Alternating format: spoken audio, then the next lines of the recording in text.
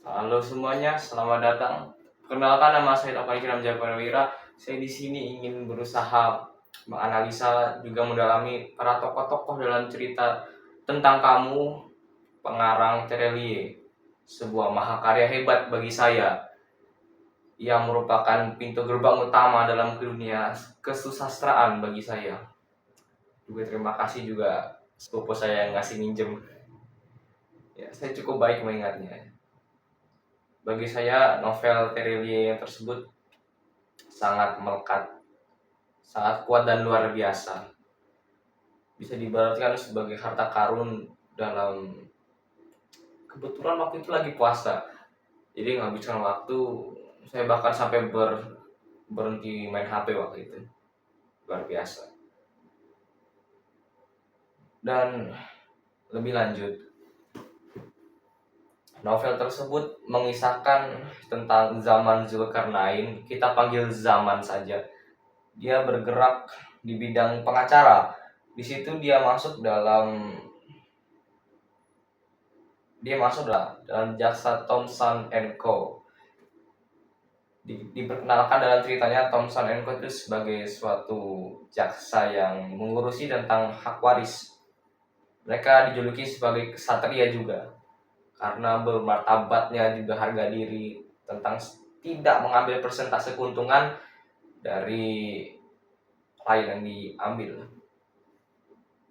Zaman sendiri ketika dipanggil oleh bos, yaitu Thomson sendiri yang sudah cukup berumur, dia mendapatkan tugas sebagai seorang Indonesia.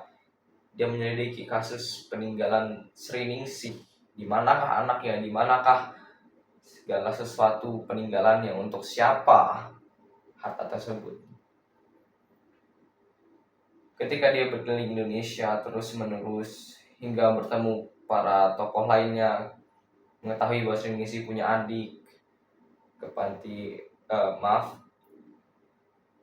mengetahui punya adik, kemudian ke pondok pesantren, berbisnis di kota besar, ke Singapura, bahkan lanjut hingga ke English ya. Cerita yang menakjubkan, plot twistnya sedikit ganggu dari pandangan saya. Bagaimana adiknya itu masih hidup dari sekian tahun, dari sekian kegilaan yang telah ia alami. Tapi tetap bagi saya, itulah mahakarya, ialah gerbang pertama. Karakter zaman Zulkarnain melihat kelihatan ya sangat cerdik, cerdas dan muda.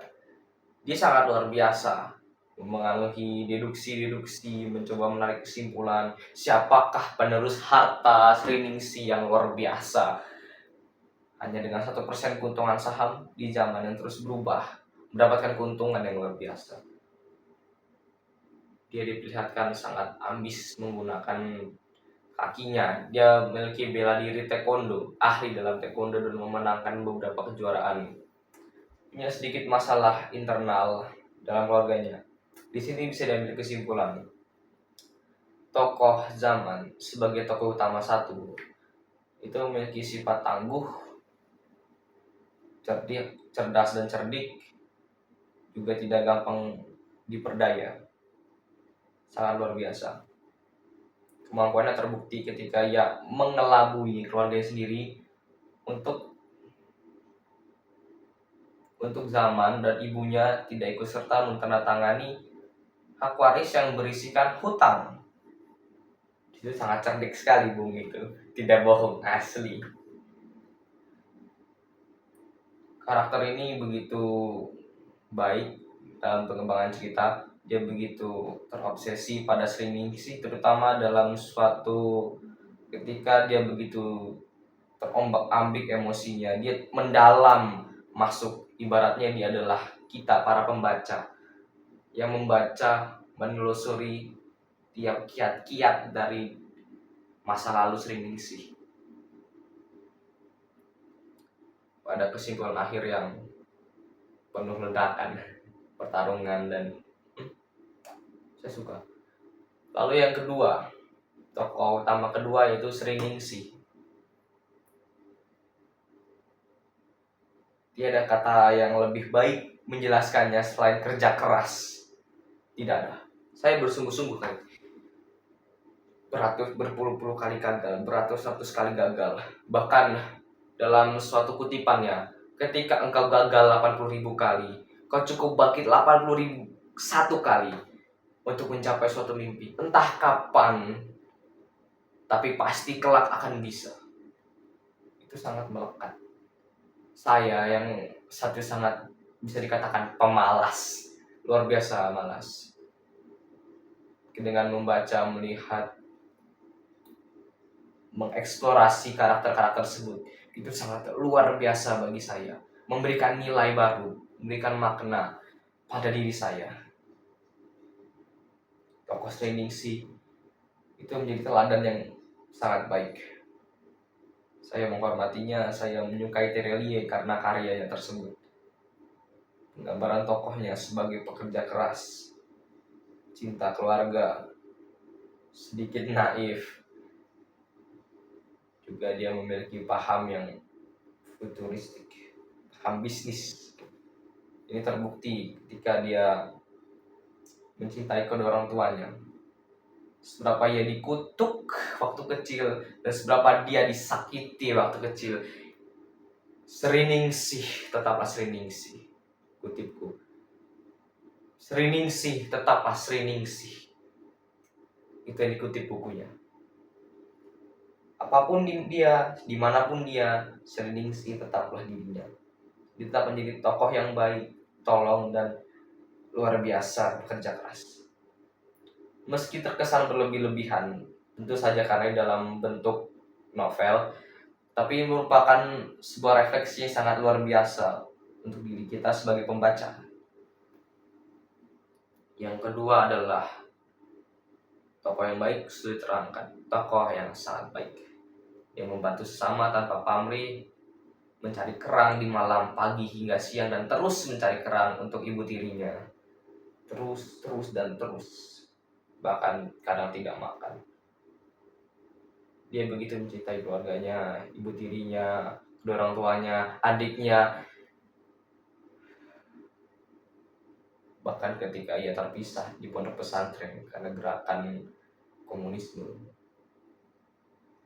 dia sungguh merindukannya.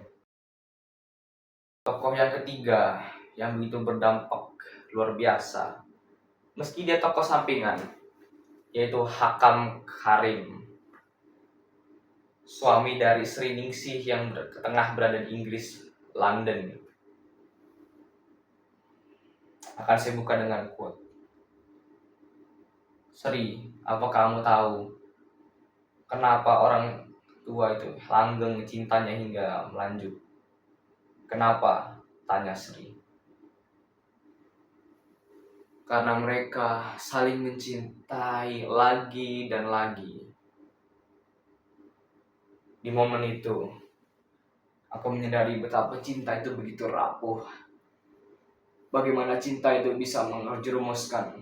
Juga bagaimana cinta bisa membangkitkan dan menguatkan. Setelah kegagalannya pada kelahiran, Sriningsih mengalami depresi. Dia merasa kehilangan atas anaknya, kedua anaknya yang gagal tersebut dalam waktu yang berbeda. Kejadian yang sama seperti ibunya, teramatlah luar biasa, memberikan dampak psikis. Dan Hakam, suami yang luar biasa, ia setia di sebelahnya. Dia memberikan panduan, dia memberikan cinta, dia melakukan hal-hal bodoh yang dilakukannya waktu dulu. Asmara memang aneh, cinta memang menggelikan, tapi itulah yang membuatnya merasa senang, bahagia, dan banyak orang terus bersama. Karena itulah cinta melekat.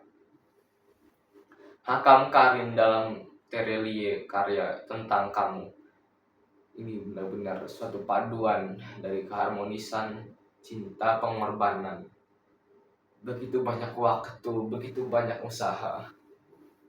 Bahkan hingga di riwayat hidupnya, ia tetaplah seorang yang dicintai. Dan bagi saya, Ia adalah sosok yang luar biasa, suatu tokoh yang mencerminkan pejuang, mencerminkan lelaki sejati, seorang pria yang melindungi wanita yang ia cintai. Kasih dan rupawan adalah bentuk cinta. Seberapa banyak kata cinta yang saya ucapkan, seberapa saya mematung dan bersedih menceritakannya, itulah seberapa dalam karya yang diucapkan saat ini.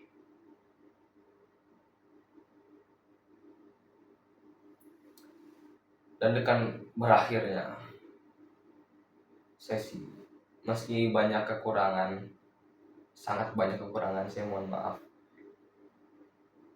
Ini hanya sekedar review, bukan analisis kurasa.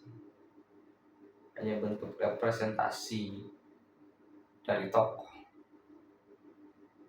Saya tidak ada tuntutan ataupun paksaan dari orang lain.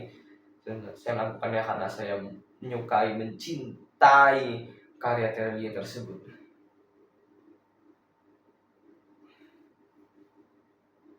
Terima kasih, terutama bagi yang menonton.